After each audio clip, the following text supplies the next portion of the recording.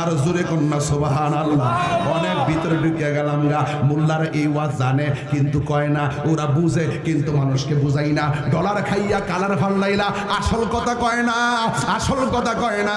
আদম নবীর ভিতরে রুহু দিল, রুহু কই আমি আর আইতাম না, ঠিক আছে কই কেন এখন থাকা যায়। আদম নবী আল্লাহ আমার পিছনে আদম নবীর রুহু দেওয়ার পরে হঠাৎ করে আদম নবীর একটা হাসি আছে, হাঁচু এই আওয়াজ মানে তিনবার কোন আল্লাহু আকবার। রুহু দেওয়ার পরে একটা হাসি আসছে। কি আসছে রে বাজি? হাসি আসার পরে আদম নবী কই আলহামদুলিল্লাহ। এটাই হলো আদম নবীর প্রথম কালাম, এটাই হলো আদম নবীর প্রথম ওয়ার্ড। আদম নবীর প্রথম কথা হলো আলহামদুলিল্লাহ। এই জন্য রাসূল বলছেন হাসি আসলে প্রথম পড়বা আলহামদুলিল্লাহ। আদম নবী হাসি দিছে, দেওয়ার পরে বলছে আলহামদুলিল্লাহ। এবং নবী বলছেন